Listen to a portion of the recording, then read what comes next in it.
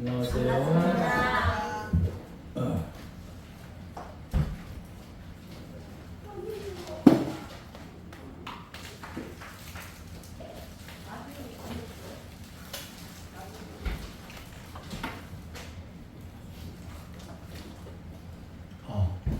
오늘 우리 교회 강단 꾸민다고 교인들이 나는 도망가래요. 잔소리가 많다고. 우리 도망하는 게 잘 온 것 같아. 빨리 갖고 와.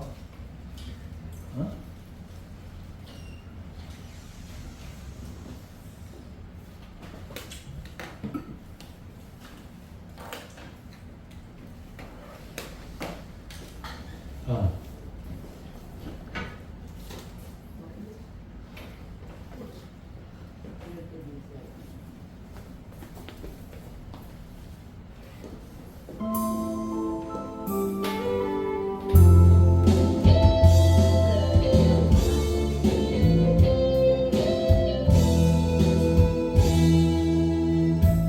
오랫산 떨리나는데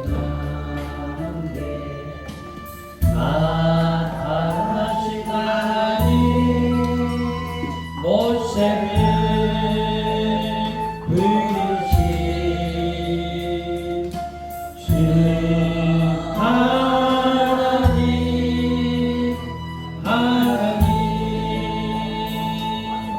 붉고 떨기 속에 거룩하신 하나님 약하고 힘없는 내 백성을 찾으라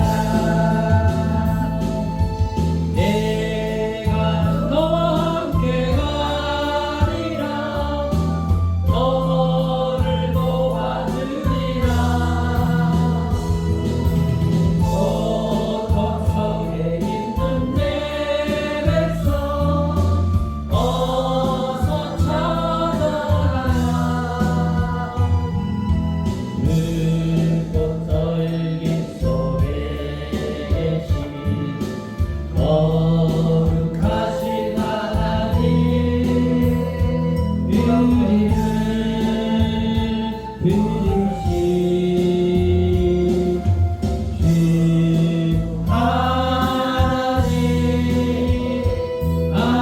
하나님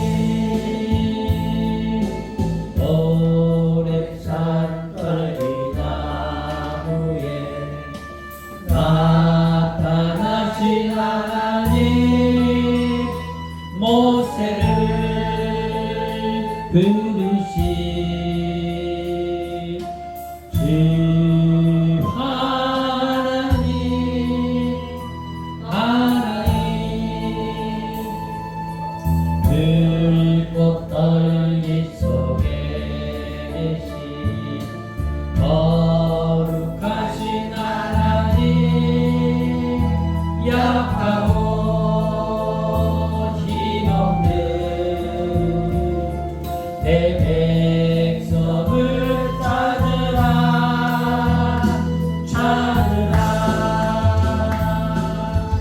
내가 너와 함께 가리라 너를 도와주리라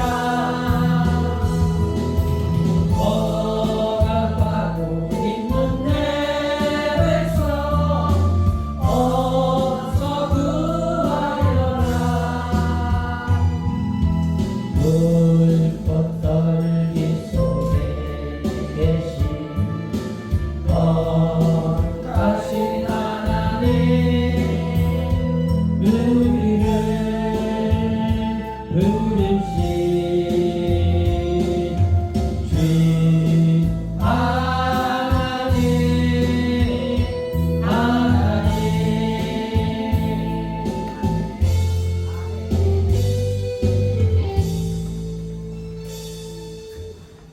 할렐루야. 하나님의 사랑과 은혜가 우리 여러분 12년과 가정 위에 충만하게 역사할 줄 믿습니다. 아멘. 한 주간 이렇게 지내오면서 우리가 주님 앞에 서 있는 단독자로서 나는 과연 아버지 뜻에 합당한 생각을, 말을, 행동을 하는 사람이었는지를 우리가 묵상하면서 수업을 진행을 했으면 좋겠어요. 저희 교회는 이제 7월 6일 날 6분의 그 장로들, 안수집사들, 항저 권사들 임직식을 놔두고 오늘부터 강단 교인들이 자체적으로 꾸며요. 강단 자체적으로 꾸미는데 제가 옆에 있으면 잔소리가 심하다고 나는 끼지도 말고 얼씬거리도 말다. 그래서 목사가 언젠가부터 이렇게 천덕거리가 됐나 그런 생각을 하면서 참 그래도 감사하죠. 많은 사람들은 교회를 어떻게 생각하냐면은 여기 한번 봐보세요. 교회를 이렇게 생각을 해. 이렇게 넣었다 뺐다. 너무 마음대로 교인들과 장로들과 목사들 마음대로 이렇게 넣었다 뺐다 하는. 근데 그렇게 생각을 안 하는 것 같지만 물질적인 거나 사람 숫자나 교회 건물이나 땅 이런 모든 것들을 오고 갈 때는 그렇게 생각하는 경향이 많아요. 예수 그리스도의 교회라고 생각을 하면서도 내 거라고 생각을 해요. 그래 안 그래요? 강남구 교사님 그런 경향이 있는 것 같아요? 많이 있어. 많이 있습니다. 그러면 그런 기이한 현상이 가 있는 한국 교회를 어떻게 해야 될까요? 기경을 해야 되는데 누가 교회를 그렇게 리폼드 처치 개혁교회로 끌고 가지도 않아요.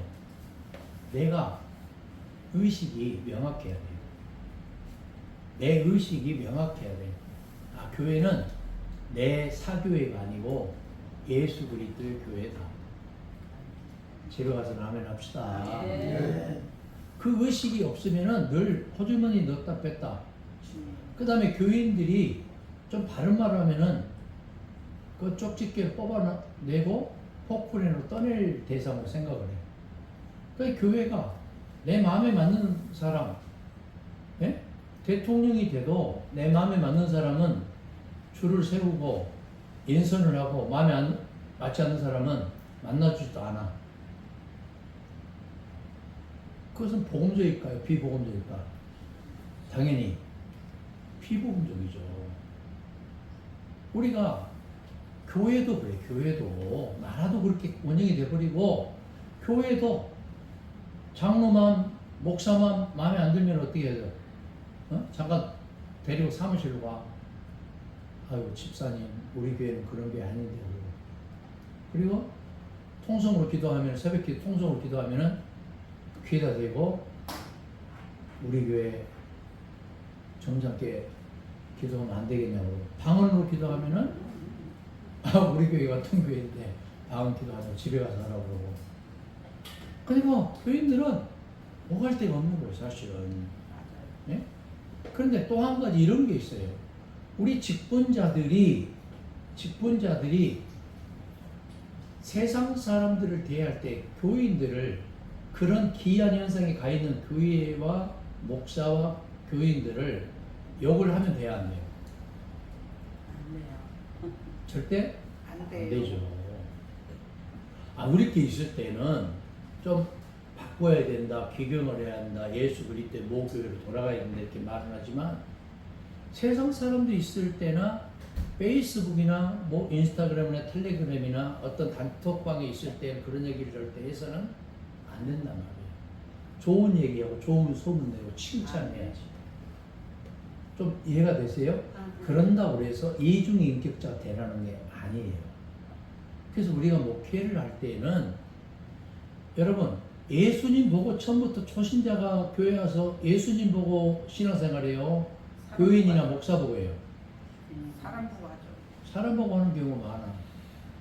정착률이 높으려면 어떻게 되나 관계가 좋아야 돼요. 아멘. 중국말 중에 이런 말이 있어. 메이관시.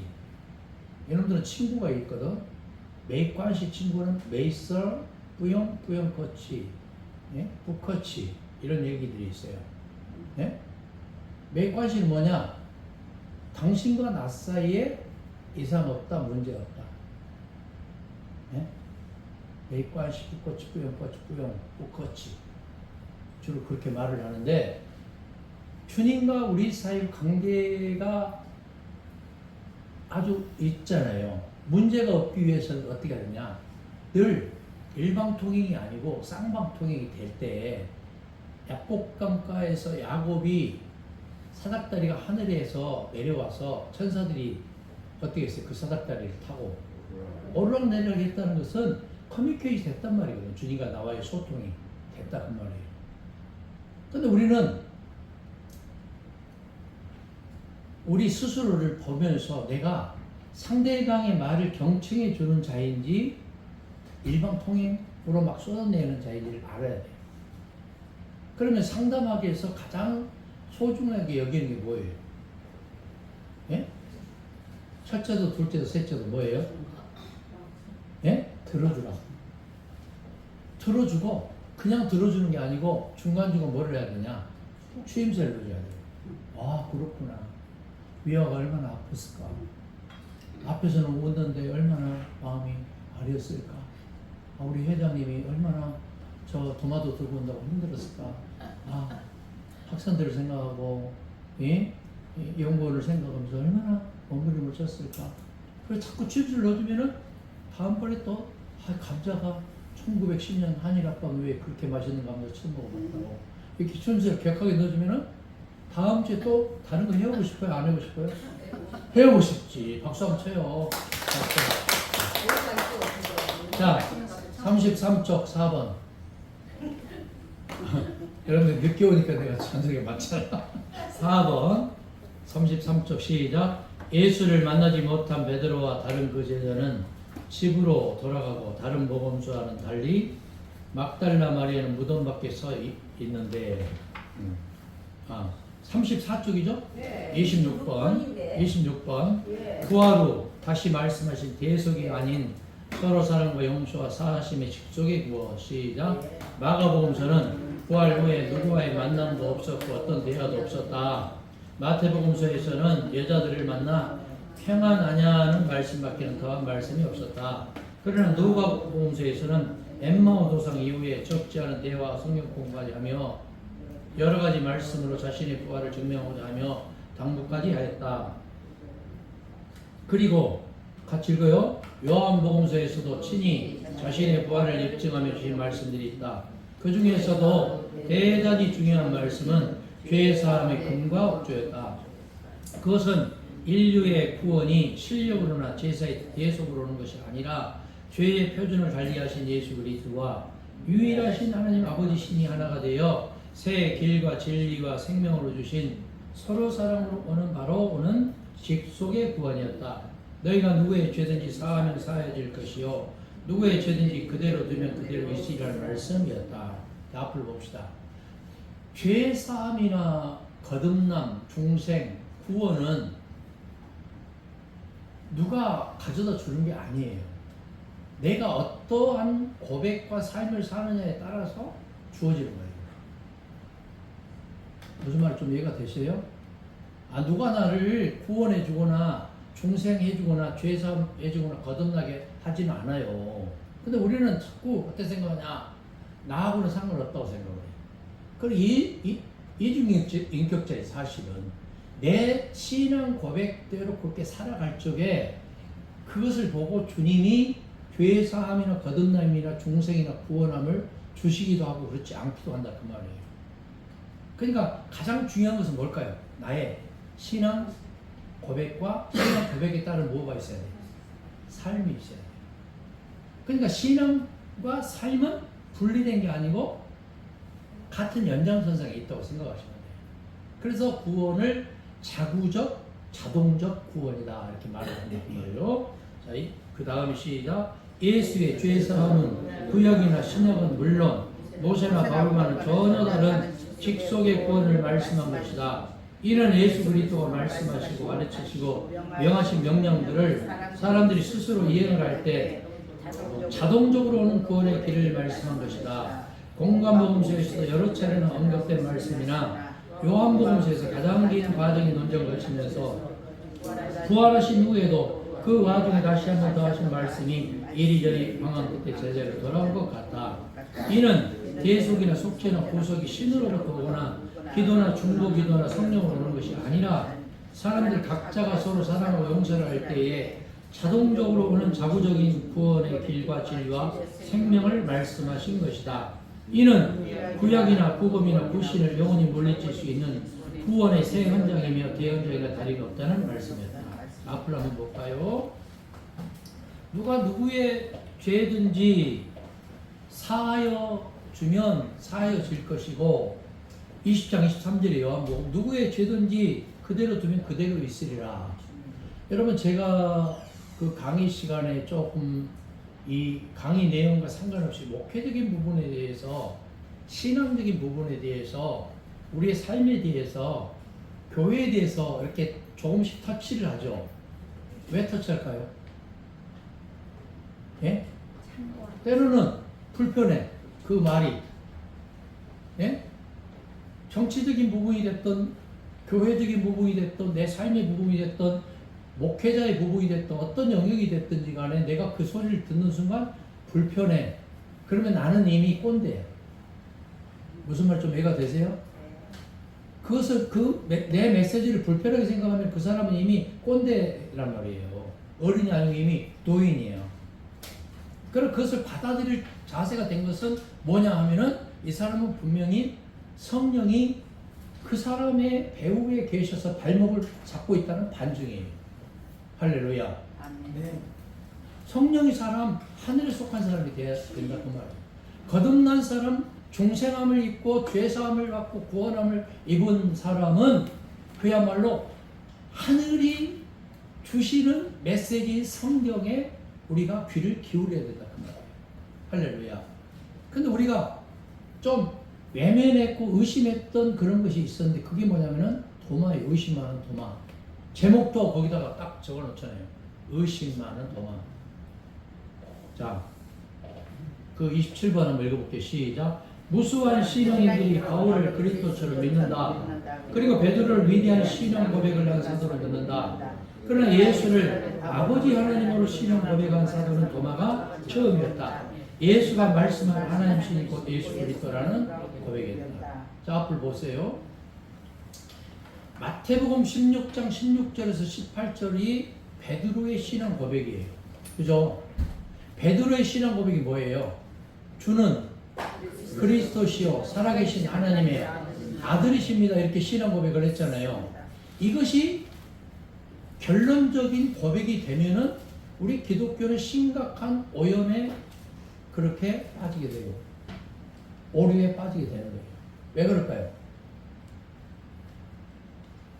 아니 우리 스스로가 성경 말씀대로 신앙생활하지 않고 있다는 반증이에요. 왜? 제가 늘 얘기했잖아요. 마가, 마태, 누가복음을 공관복음서라고 하는데 이 공관복음서의 요지가 뭐예요? 공관복음서의 요지가 이거는 귀납법적인 메시지로 접근을 했다 그 말이에요. 예수는 하나님의 아들입니다. 그런데 이러저러해서 예수는 하나님이고 우리의 보혜사 성령이십니다. 이것을 유추하기 위한 메시지다 그 말이에요. 그러나 요한복음서는 연역법적인 말씀이다 그 말이에요.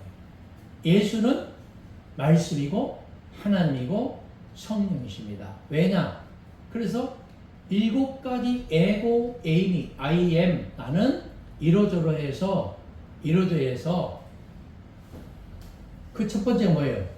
예수는 생명의 6장에 나오잖아요. 생명의 떡이다. 8장에는 예수는 세상의 빛이다. 10장에는 예수는 선한 목자다. 또 10장에 예수는 양의 문이다. 11장에 예수는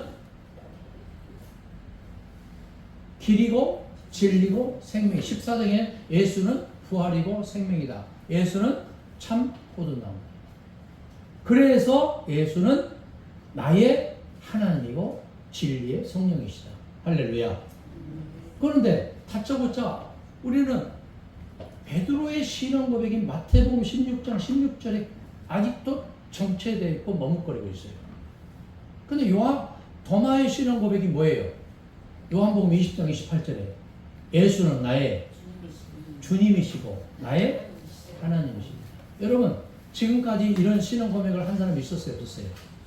없었잖아요. 예수는 나의 주님이고 나의 하나님이라고 신앙 고백하는 사람은 없었거든요. 이 신앙 고백이 요한 1서 5장 20절에 또 나와요. 우리에게 참 하나님이고 영생이 되신 분이 있었으니 이분은 누구시다? 예수 그리스도다. 우리에게 참 영생이고 하나님이신 분이 누구다고요? 예수 그리스도다. 사도 요한이 신앙 고백이에요. 이 신앙 고백이 결국에는 요한복음 10장 30절에 신앙 고백으로 나와요. 예수와 아버지 하나님은 뭐다? 하나다. 한 분이다. 어떻게 가능할까? 어떻게 가능해? 예수와 하나님이 어떻게 한 분이고 한 하나님이냐고. 어떻게 가능해요? 그래서 요한 2서 7절에 뭐라고 나와 있습니까? 육신으로 오신 예수를 부인하는 자마다 뭐다? 저 그리스도다. 있습니까? 육신으로 오신 예수 그리스도를 부인하는 자가 뭐다고요?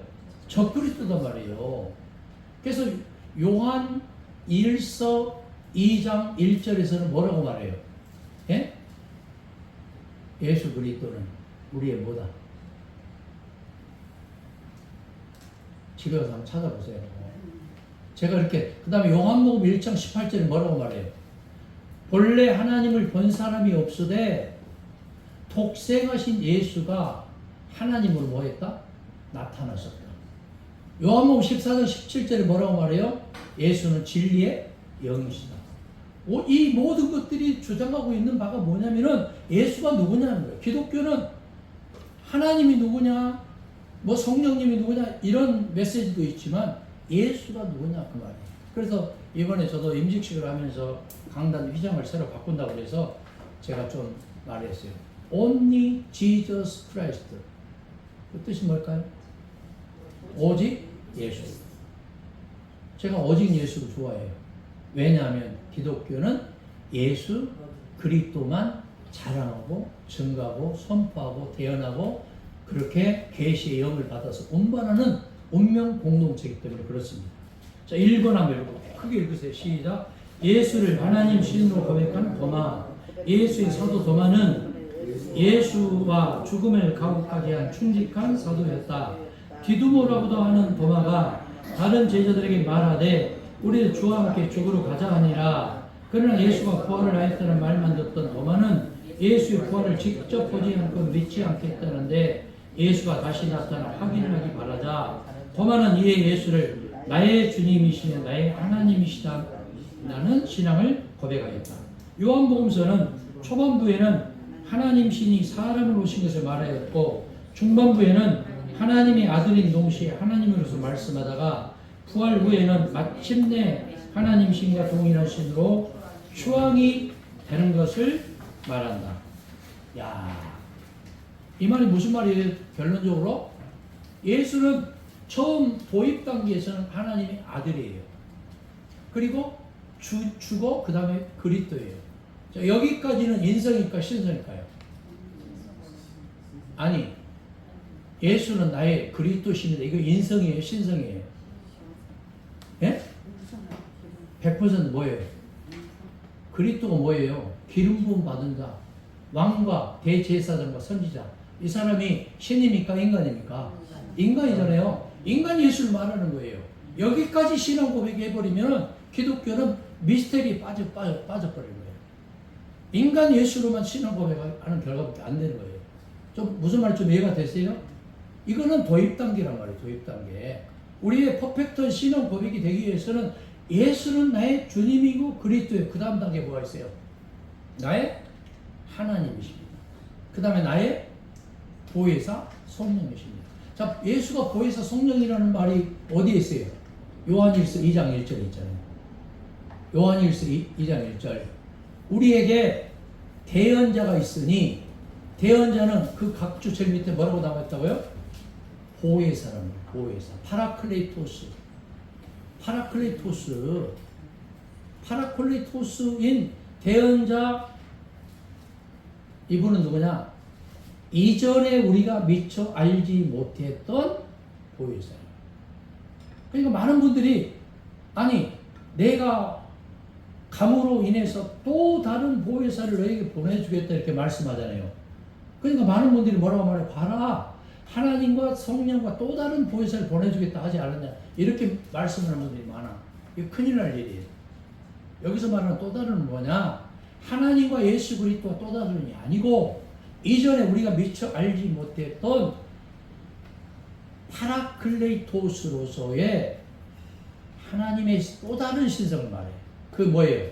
위로자, 대언자, 돕는 자, 보혜사, 성령을 말하는 거예요. 할렐루야. 할렐루야. 네. 그래서 그것이 요한복음에서는 14장 16절에 이어서 요한 1서에 이어서 그렇게 대변을 해주고 있잖아요. 예수는 누구다? 나의 대언자고, 나의 보혜사고, 나의 진리의 영이다. 그럼 진리의 영은, 진리가 누구예요? 진리가 너희를 자유케 하리니 할 때 진리가 누굽니까? 예수님이잖아요. 예수의 영이 보혜사 성령이다, 그 말이에요. 믿습니까? 자, 그렇다면 앞을 보세요. 재림을 어떻게 해석해요? 재림. 지금까지는 중국어 성경을 번역해서 구름을 타고 올라갔다 내려오는 도식에 바울식의 재림만 언급을 해왔다, 그 말이에요. 그러나 통전적이고 입체적이고 전체적이고 체계적이고 조직적인 그 영을 말해야 되잖아요. 좀 이해가 되세요? 아니, 평면적이고 단편적인 것만 보았다가 보고 들은 것만 우리가 신앙 고백할 수가 없는 거잖아요. 내가 내 마음속에. 그래서 신앙 고백이 뭐냐? 지정의의 하나님을 믿는 거예요. 믿습니까? 평면적이고 단편적인 것만 가지고 이것이 옳다 이렇게 말을 해서는 된다 안 된다? 안 된단 말이에요. 내가 보지 못하고, 그래 예수님이 뭐라고 말했어요? 앞을 보고서도 보지 못하는 이 분들아, 들을 귀가 있는 자는 들을지어다. 아니, 들을 귀가 없어서 못 듣습니까? 왜 그러냐? 그 사람은 하나님의 영인친 성령에 사로잡히지 않았기 때문에, 그 마음의 문이 열리지 않았기 때문에 앞을 보고서 못 보고 귀가 있어도 듣지 못하는 영적인 소경과 봉사 소경을 말하는 거예요. 귀머거리와. 그래서 우리가 어떻게 해야 돼요? 마음의 문을 활짝 열고, 내 생각과 다르다는 이유 때문에 조롱하고 멸시하고 지적질해서는 됩니까? 안 됩니까? 안 된다고 말이에요. 내 생각과 다르더라도 거기에 진리가 있으면은 내 몸도, 내 마음도, 내 고백도 거기에 있어져야 되는 거예요. 여러분들이 모르겠어요. 아마도 이금성 목사가 이토록 아주 간절히 이 연사 간절하게 외치는데, 어저께 우리 최 목사님 그 교회 새로 시작을 하셨어요? 교회를 잘 와보지를 못했는데, 자, 그 뒤에 한번 읽어보겠어요. 요한복음서도 한번 읽어볼게요. 중간에 시작. 요한복음서도 누가복음서처럼 예수가 직접 나타나 심지어 사도들에게까지 예수는 무엇이 그렇게 안달이 났는지 자기 자신의 부활을 직접 증명하는 데 바빴다. 예수가 무엇이 답답하여 누가복음서 요한복음서처럼 안타깝기 그지없이 자기의 부활을 직접 증명하러 동분서주라며 가전 예를 썼던가. 복음서 기자들도 부활을 절대시한 바울과 다름없는 변증에 열중한 것이다. 그래도 마가만이 기울어지거나 치우쳐지지 않았다. 그것은 곧 베드로와 동일하였다. 예수는 복음으로는 인류 구원의 길과 진리와 생명을 말씀하러 오신 것이지 죽었다가 부활하기 위하여 오신 그리스도가 아니었다. 바울처럼 치우친 부활신앙은 바람직한 신앙이 아닌 것이다. 예수의 부활은 예수가 그동안 말씀한 로고스의 말씀을 통하여 온 인류와 전 세계 구원의 길과 진리와 생명이 들어가기를 바라신 것일 뿐이다. 부활을 덮어놓고 믿거나 강요해 마지 못하여 믿거나 영적으로 육적으로 믿어 영생하는 것을 믿는 데는 부활의 참 의미하는 거리가 멀 뿐이다. 예수의 부활은 예수의 복음대로 오는 새로운 삶의 시작을 말하는 것이다. 자, 앞으로 보세요. 자, 부활은 목격한 사람이 증인일까요? 들은 사람이 증인일까요? 목격한 사람. 근데 목격한 사람이 그것을 도깨비로 목격을 했다라고 치면 그것이 뭐냐? 영지주의자가 되는 거예요. 영지주의자는 기도서에 보니까 초대교회 거짓 교사였고 요즘으로 말하면 이단 사입이에요. 무슨 말 좀 이해가 되세요? 아니 한국 교계가 지금 이미 영지주의자, 노스티시즘, 도케티즘이에요. 거기는 가연스를 말을 해요. 영지주의자들 이단으로 다 치부하고 있어요. 베니힌이라든가 뭐 알죠? 예? 내가 본 천국, 뭐 벌시콜레, 예? 이장님이 일당 같은 것들 얼마나 이단 사이비들이 판을 치고 있습니까? 근데 부활은 목격을 똑같이 했더라도 도깨비 예수로 목격을 했느냐?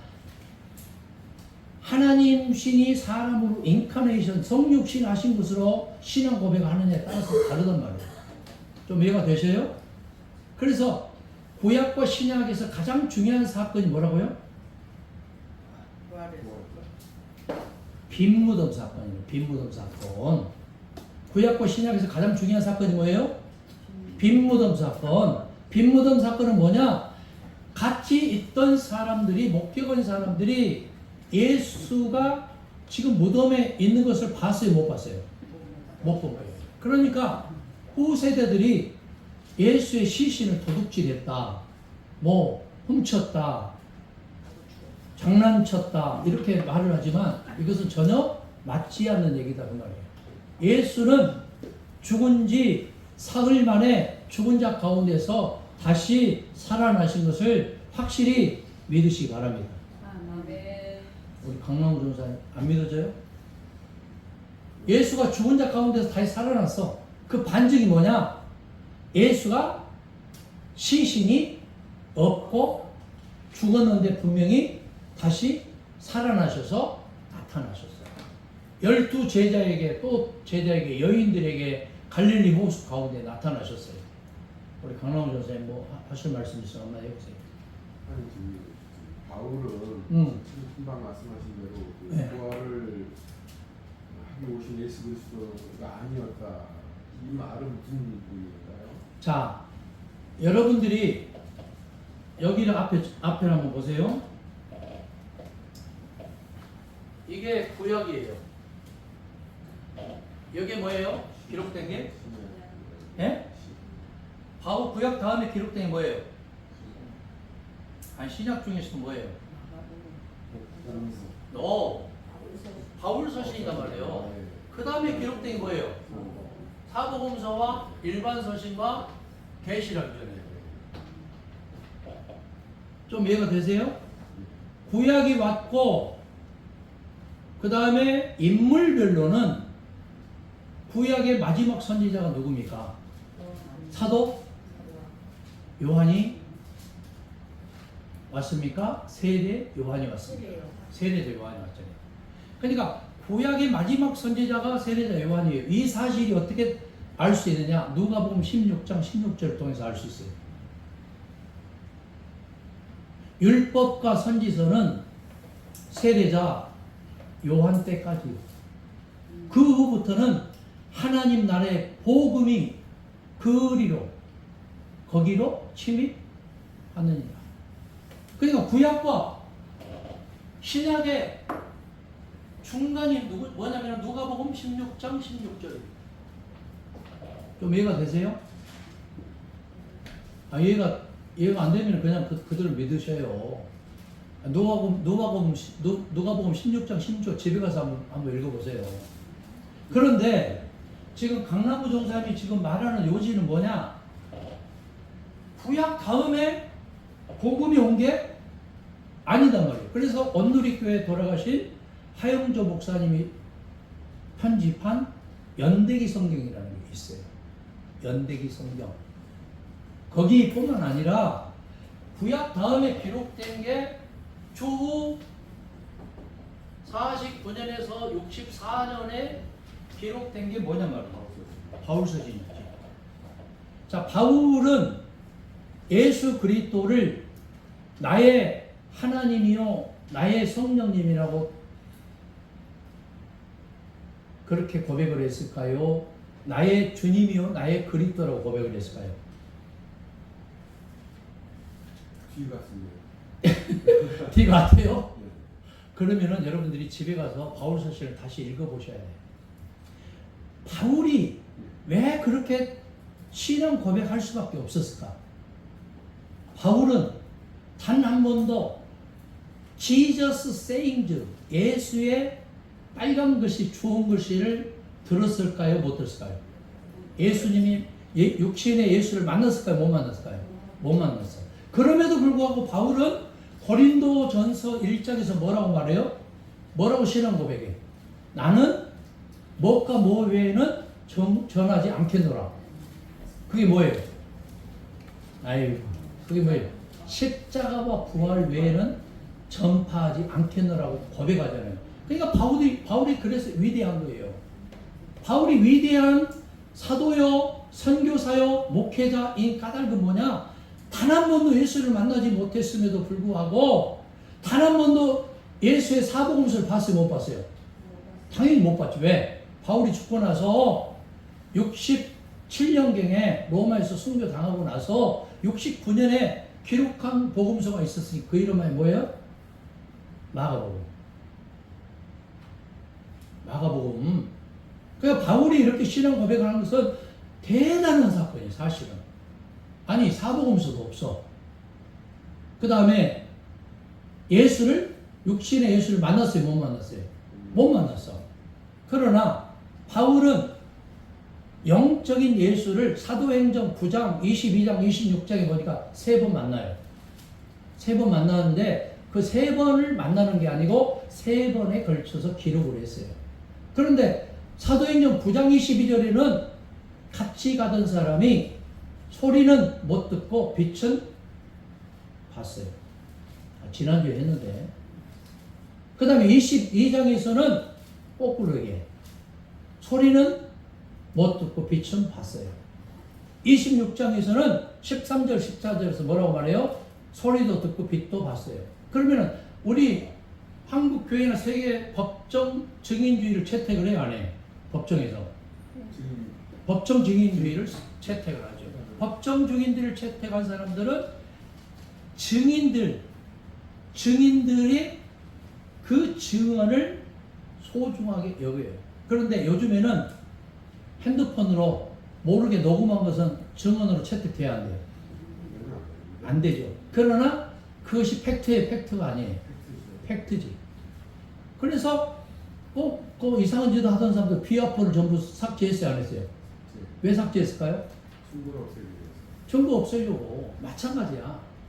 그 당시에 바울에게 녹음 기능이 있는 것이 있었다면 아마 예수 그리스도의 그 메시지를 들을 수 있는 기회가 100% 있을 거예요.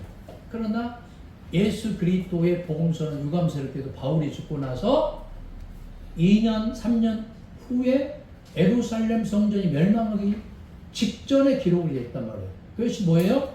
마가복음 1장 1절이에요. 한번 읽어보세요. 시작. 하나님의 아들 예수 그리스도의 복음의 시작입니다. 자, 시작이라는 말이 무슨 말이에요? 이전에 왔던 것은 복음이다, 복음이 아니다. 복음이 아니다. 복음에 대해서 선포하고 기록한 거지, 운반한 거지. 복음은 뭐다? 이제부터 시작하겠다. 그 말 아니에요. 그것이 뭐냐?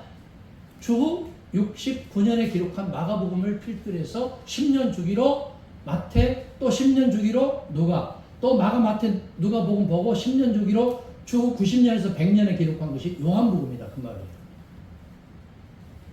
좀 이해가 되시죠? 자, 그렇다면 부활에 대한 것이 우리의 신앙 고백하고 상관없이 부활이 있었어요, 없었어요? 당연히 있었지. 그런데 바울은 유감스럽게도 육신의 부활을 봤어요, 못 봤어요? 못 봤지. 듣기만 했어. 그리고 다메섹 도상에서 영적으로 이렇게 말해요. 예수님이 뭐라고 말씀하십니까? 사울아 사울아 이렇게 말해요. 바울이라고 말하지 않아. 사울이라는 이름의 뜻이 뭡니까? 큰 자. 교만을 말해요. 교만을. 큰 자. 사울아 사울아 네가 어찌하여 나를 핍박하느냐. 자, 이때까지 바울이었던 사울은 교회를 전멸하고 예수 믿는 사람을 핍박을 했어요, 안 했어요? 핍박을 했죠. 또 스데반을 죽이는데 앞장섰어요, 서지 않았어요? 가장 진두지휘에 앞장섰던 인물이 누구예요? 바울이라고 하는 사울이었어요. 근데 부활하신 예수님을 만나기는커녕 단 한 번도 육신으로 계실 때 예수에게서 복음을 듣지 못했고 사복음서가 이 당시에는 없었기 때문에 보지 못했던 바울이 영적으로 예수를 만나면서 고린도전서 1장에서 뭐라고 신앙 고백을 하느냐? 뭐라고 신앙 고백을 해요? 나는 십자가와 부활 외에는 자랑하지 않겠노라. 그렇게 말하면서 데살로니가 전서 1장에서 이렇게 말을 합니다. 뭐라고 말을 합니까? 내가 전한 복음 위에 다른 복음을 전하는 자는 뭐 할지어다? 저주를 받을지어다 이렇게 말을 해요. 집에 가서 한번 읽어보세요. 내가 전한 복음 위에 다른 복음을 전하는 자들은 뭘 받을지어다? 저주를 받을지어다. 왜 그랬을까요? 복음에 대한 전 이해를 지금의 복음과 구별해서 생각해 볼 필요가 있다는 거예요. 바울이 이해한 복음은 뭐냐? 로마서 2장과 16장과 디도서에서 이렇게 말을 하고 있어요. 뭐라고 말하고 있어요? 내 복음, 마이 가스펠스 이렇게 말해요. 내 복음. 지금 한번 찾아보세요. 로마서 2장, 16장 한번 찾아보세요. 누가 한번 읽어보세요. 2장 마지막 절 한번 읽어보세요.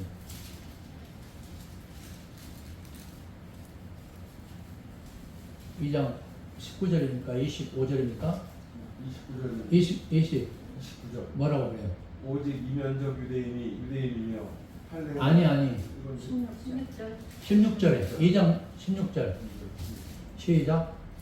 곧 나의 복음의 이름과 같이 하나님의 예수 그리스도로 말미암아 사람들의 은밀한 것을 심판하는 그날이다. 여기서 2장 로마서 2장 16절에 보니까 나가 누구예요? 바울의 복음. 바울의 복음에 이런 것 같이 16장 25절 한번 보세요.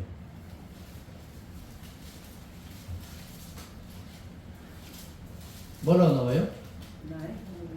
나의 복음과 내 복음과 나의 복음. 나가 누구고 내가 누구예요? 바울을 말하죠. 바울은 복음에 대한 전 이해를 왜 이렇게 말할 수밖에 없었을까?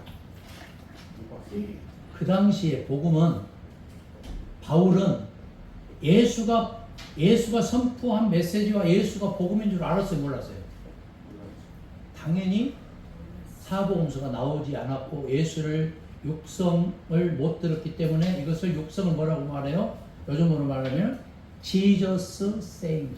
예수께서 말씀하여 가라사대 복음. 영접전사. 그러니까 바울은 원래가 바리새파 쪽이잖아요. 그렇죠. 그러니까 부활 신앙을 믿는 걔네들은 원래 구약에서도 부활 사두개하고 계속 논쟁했던 것이 부활은 네. 사두개는 인정 안 하고 바울은 바리새파는 부활을 인정했다고 인정했죠. 그 차원에서 이 바울은 그러면은 사실은 자기의 그 예수님을 진심으로 내가 보기에는 진심으로 믿었는가라는 것을 자기의 신앙을 그냥 확인하는 것에 불과하지 않았나 그런 생각도 너무 그렇게 생각하면 큰일 나요. 그러니까 근데 아니 그렇게 생각하면 큰일 나는 거예요. 그렇게 생각하지 않은 바울은 예수를 단 한 번도 육적으로 만나지 못했지만 영적으로 분명하게 체험을 했어요, 안 했어요? 했잖아요. 그 다음에 바울은 가는 곳마다 율법을 전했어요. 예수의 복음을 전했어요. 예수의 복음을 전했어요. 근데 그 예수의 복음의 핵심이 바울은 뭐라고 생각을 했느냐? 십자가와 부활이라는 두 축으로 생각했다. 그 말이에요. 이것을 논란거리로 삼아서는 안 돼. 성경에는 어떻게 기록되어 있느냐로 끌고 가야 돼요. 그래서 우리가 신학을 하는 이유가 그것 때문에 그래요. 그 다음에 내 생각을 가지고 신앙생활을 하면 큰일 나는 거예요. 바울은 그래서 대단한 사람이 됐다 그 말이에요. 지금 이 시대에 봤을 때. 왜?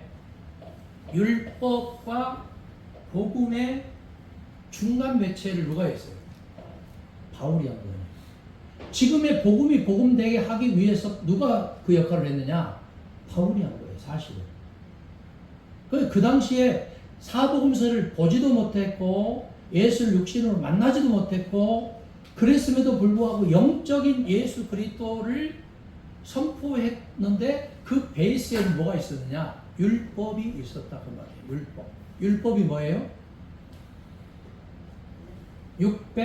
613가지 장로들의 유전이 근간이에요. 율법의 핵심이 뭐예요? 10계명이에요. 10계명의 핵심이 뭐예요? 하나님 사랑, 이웃 사랑이에요. 그런데 예수 그리스도께는 요한복음 13장 34절에서 뭐라고 말했어요? 예? 요한복음 13장 34절에 내가 너희를 예? 새 계명을 너희에게 주노니 내가 너희를 사랑한 것처럼 너희도 서로 사랑이 따라서 구약과 신약과 복음의 가장 키포인트고 핵심이다. 서로 사랑. 서로 사랑 안에는 하나님 사랑, 이웃 사랑, 또 다른 사랑이 있어요. 뭐가 포함되어 있을까요? 복음의 가장 하이라이트. 포기브니스. 원수 사랑이 있어요. 원수 사랑하기 전에 뭐라고 말하고 있어요? 원수를 위해서 축복하고 원수를 위해서 기도하고 원수를 사랑하고 원수를 용서하고. 다시 할게요. 원수를 위해서 기도하고 원수를 축복하고 원수를 사랑하고 원수를 뭐해라? 용서하는 거예요. 근데 시편에 보니까 사유하심이 누구에게 있다고 그래요? 사유하심이 누구에게 있다? 시편에 보니까 주께 있다고 그러잖아요. 사유가 한자어로 보니까 무슨 사자 무슨 유자예요? 뭐를 모른다고 한번 해보세요. 사는 용서할 사자, 용서할 유자예요. 용서하시고 용서하심이 누구에게 있다? 주님에게 있단 말이에요. 그래서 진정한 용서는 주께로부터 나오는 거예요, 사실은. 주님이 주시는 그 마음이 있을 때 용서가 되는 거지. 자, 오늘 좀 진도가 좀 덜 나가네. 자, 3번. 시작. 도마복음서에는 예수의 부활이나 승천의 재림이 없다. 1945년 나일강 중류의 낙 하마디에서 발견된 껌티거로 된 도마복음서는 총 114절로서 오로지 예수 그리스도가 말씀한 말씀들만 기록한 복음서였다. 다른 복음서와는 달리 저자가 설명하는 복음은 한 군데도 없다. 부활하신 예수를 보고 나의 주님으로 나의 하나님으로 신앙을 고백한 도마였으나 도마 복음서에는 예수의 부활이나 승천의 재림의 심판은 한마디도 없다. 도마 복음서가 쓰여지기는 주 50년대로 보는 사람들도 있고 아니면 80년, 90년대로 보거나 2세기로 보는 이들도 있다. 그리고 도마는 애굽의 koptic 교회뿐만 아니라 중앙아시아 에데사를 거쳐 인도에까지 선교를 하다가 성 도마의 교회에서 선교한 기록들이 남아있다. 도마야말로 베드로편도 바울편도 아닌 가장 객관적으로 사실성을 지닌 예수의 부활을 증거한 사도로서 예수의 복음만 기록한 도마 복음서를 내었다. 그리고 예수의 부활까지 확인을 한 도마를 필요로 하는 세상인데도 광신자들이나 맹신자들을 도마를 의심하는 사도로 매달으려고 본문의 영지성이 과다한 이유로 정경에 들어오지 못하게 하였다. 자, 보세요. 1945년 나일강 중류의 낙 하마디에서 발견된 koptic어로 된 도마복음서가 총 몇 절이었다고요? 114절이었다. 이것이 뭐냐? Jesus saying만 있었단 말이에요. 예수께서 직접 육성으로 하신 주홍 글씨만 있었다는 거예요. 그러면 사복음서에 빨간 글씨 말고 검정 글씨는 뭐냐? Narrative Gospels예요. 한번 따라서요. Narrative Gospels. 이게 뭐냐? 설명하고 구현한 복음. 그러면은 앞을 보세요. 설명하고 구현한 복음을 빼버리고 주어 글씨만 딱 가지고 복음이라고 말을 해서는 돼야 안 돼요. 큰일 나는 거지.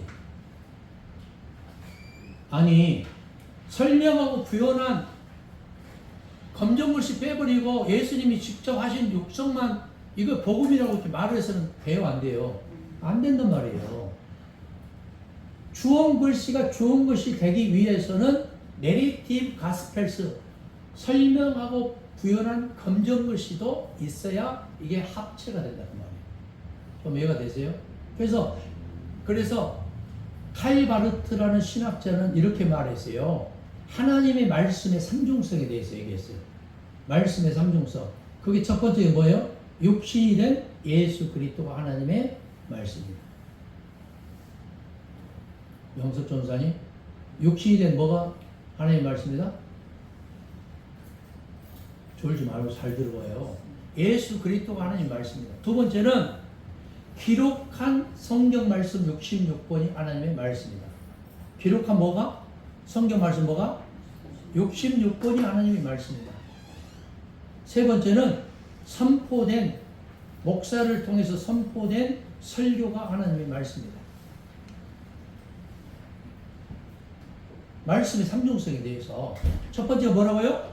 육신이 된 예수 그리스도가 하나님의 말씀이다. 두 번째는 기록한 성경 66권이 하나님의 말씀이다. 선포된 설교가 하나님의 말씀이다. 그러면 설교가 하나님의 말씀이 되기 위해서는 어떻게 해야 돼요? 여러분이 설교 준비할 때 어떻게 해야 돼요? 딴소리 하거나 지소리 하면 돼야 안 돼요?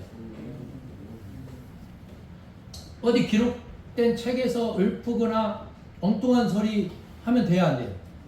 농담 따먹기 하면 돼야 안 돼요? 설교 시간에. 안 되지. 성경 말씀 66권을 그대로 대언하고 온반하는 것이 설교가 돼야 돼요. 믿습니까?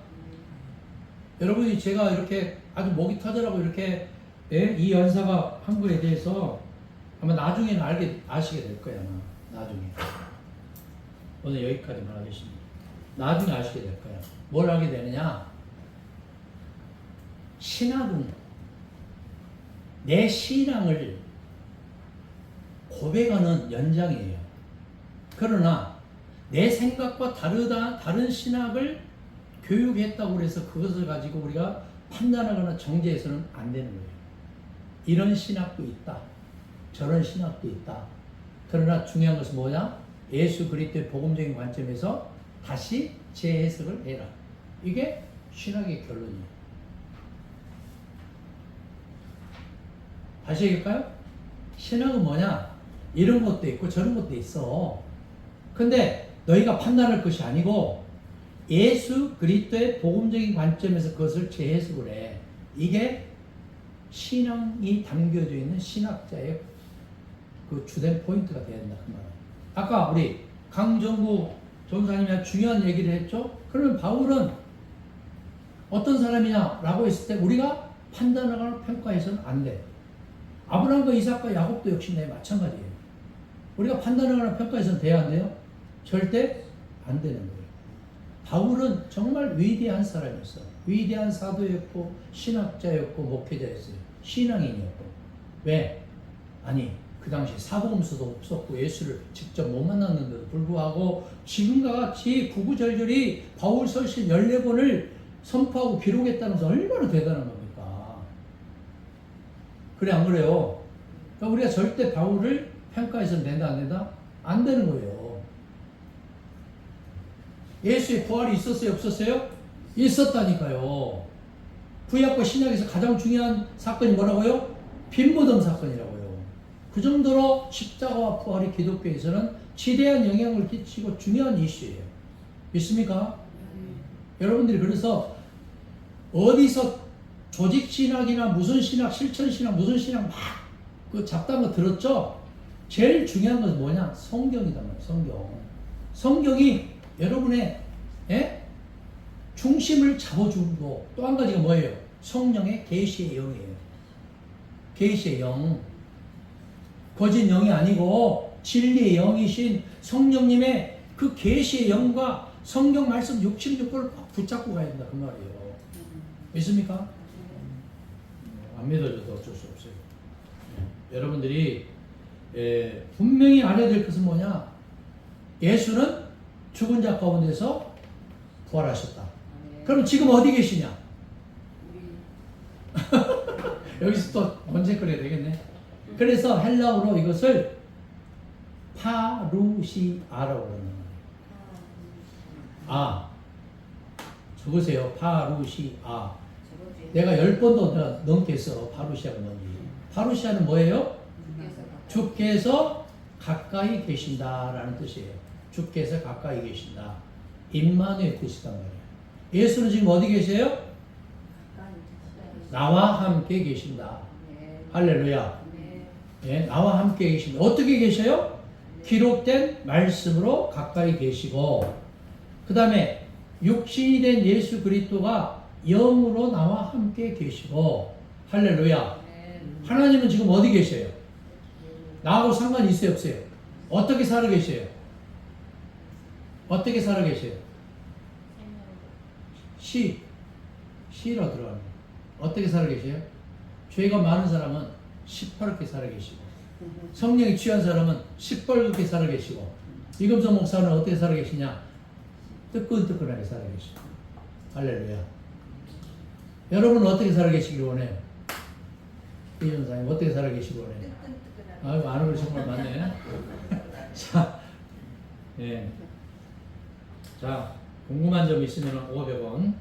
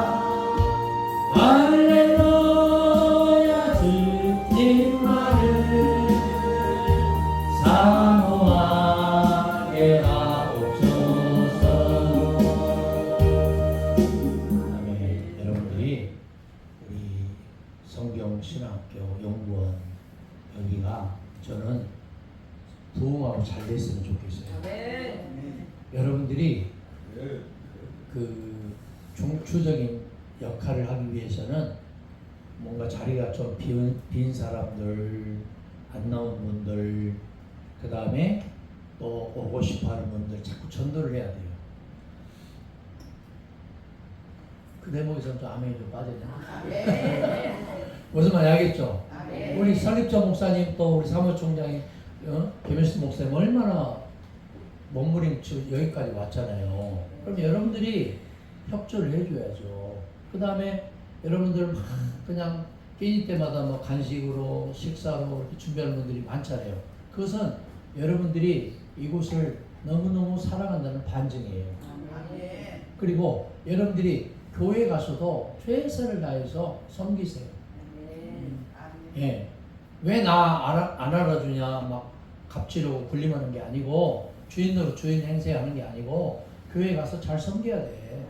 예? 할렐루야.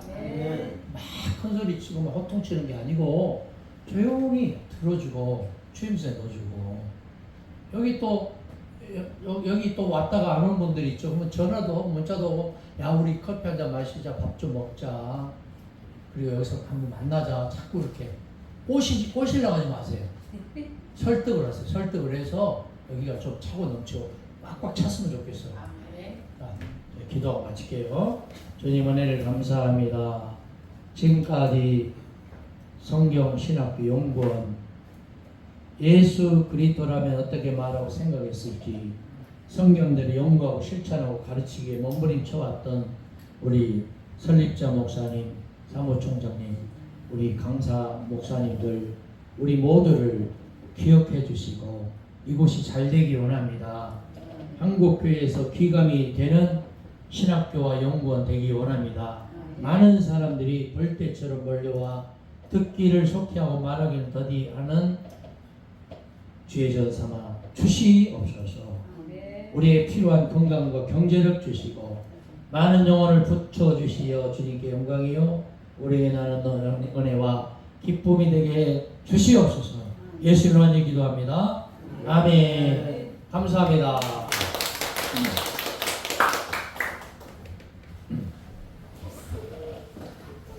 출석 체크하세요.